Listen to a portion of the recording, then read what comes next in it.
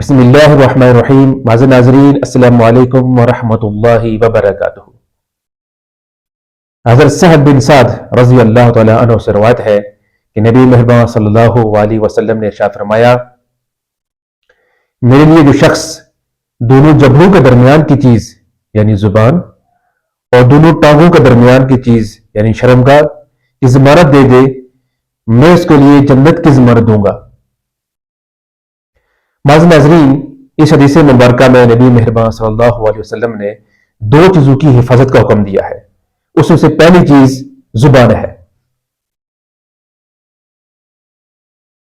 یہ زبان دیکھنے میں تو صرف ایک گوشت کا لوتھا لگتی ہے، لیکن یہ زبان خیر و شر دونوں کا منبع ہے.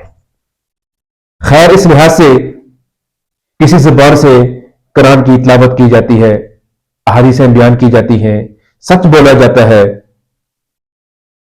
خیر کی بات کی جاتی ہے، امر بالمعروف نہی عن منکر کا کام بھی اسی زبان سے کیا جاتا ہے. اور شر اس لحاظ سے کہ اسی زبان سے جھوٹ بولا جاتا ہے، گالیاں دی جاتی ہیں، غیبتیں کی جاتی ہیں، چغلیاں کی جاتی ہیں، دوسروں کے اوپر تہمت لگائی جاتی ہے، دوسروں کو تنگ کیا جاتا ہے اور بے حیائی کے کام کیے جاتے ہیں. تو اس لحاظ سے یہ زبان دو دھاری تلوار ہے، اور اگر اس کا مثبت استعمال کیا جائے، صحیح استعمال کیا جائے، تو نبی مہربان صلی اللہ علیہ وسلم نے جنت کی ضمانت دی ہے.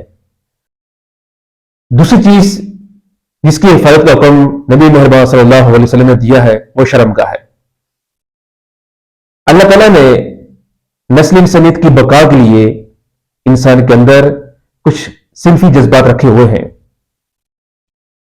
تو ایک بندہ مومن ان صنفی جذبات کو قابو میں رکھتا ہے اور ان کو اسی طرح استعمال کرتا ہے کہ جہاں پر رب تعالیٰ نے حکم دیا ہے، اور اپنی عزت و ناموس کی حفاظت کرتا ہے، ہر طرح کی بے حیائی سے بچتا ہے. قرآن مجید میں کامیاب ہونے والے مومنوں کی صفات کا ذکر کیا گیا تھا، اور اس میں ایک ذکر تھا کہ وَالَّذِينَ هُمْ لِفُرُوجِهِمْ حَافِظُونَ، کہ اللہ کے جو فلاح پانے والے بندے ہیں وہ اپنی شرمگاہوں کی حفاظت کرتے ہیں، وہ اپنے جذبات کو قابو میں رکھتے ہیں اور ہر طرح کی بے حیائی سے بچتے ہیں.